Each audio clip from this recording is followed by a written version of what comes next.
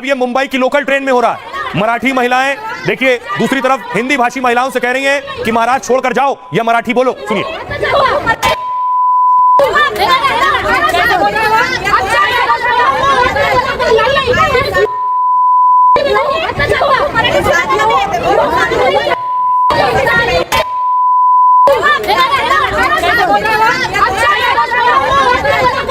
आपको मुंबई की लोकल की दिखा रहा हूं। इस लोकल में हिंदी भाषी, मराठी बोलने वाले, गुजराती सभी बैठते हैं, सभी आते जाते हैं। मुंबई की लाइफलाइन है। इसमें देखिए मराठी बोलने वाली महिलाएं और हिंदी बोलने वाली महिलाएं आमने सामने हैं।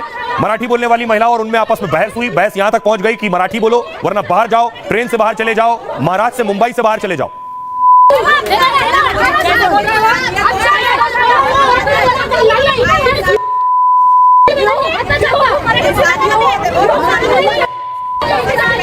और दूसरी तरफ देखिए बाकायदा पोस्टर लगाए गए। नवी मुंबई में गैर मराठियों को धमकी दी गई है और इस पोस्टर महाराष्ट्र नवनिर्माण सेना लिखा है। देखिए लिखा हुआ है कि मराठी बोलना सीख लो, मनसे वाला आएगा। ये लिखा हुआ है। महाराष्ट्र में रहना होगा, रोजगार करना होगा तो मराठी भाषा आनी चाहिए। मनसे प्रमुख का बयान।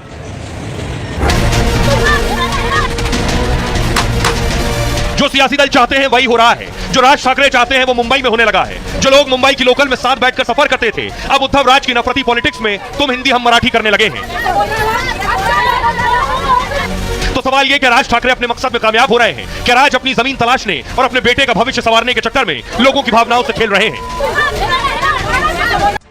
देखिए बड़ा सवाल यह है कि मराठी और हिंदी भाषी मिलकर मुंबई को आगे बढ़ाते आए। देखिए कितने उत्तर भारतीय हैं और उत्तर भारतीयों की मेहनत भी मुंबई को बनाने और संवारने में शामिल है।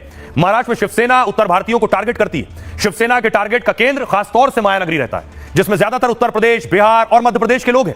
दिल्ली, राजस्थान, उत्तराखंड, पंजाब, झारखंड के लोग जाते हैं।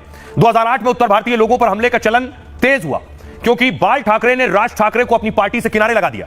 राज अपनी सियासी जमीन की तलाश में उत्तर भारतीयों को टारगेट कर रहे थे उस वक्त भी, लेकिन कुछ ही महीनों में राज की एमएनएस को सच्चाई का एहसास हो गया। आज राज ठाकरे की पार्टी एमएनएस के पास न विधायक है और न सांसद है। बावजूद इसके एमएनएस इसके जरिए सियासी जमीन तलाश रही है, जबकि महाराष्ट्र में उत्तर भारतीयों की संख्या अच्छी खासी है। एक आंकड़े के मुताबिक महाराष्ट्र में 3 करोड़ उत्तर भारतीय हैं जो मुंबई, पुणे, नागपुर, नासिक और औरंगाबाद शहरों में रहते हैं। इनमें श्रमिकों के अलावा अच्छी खासी तादाद स्किल्ड वर्कर की भी है जो महाराष्ट्र की अर्थव्यवस्था में अपनी मेहनत से बड़ा योगदान करते हैं।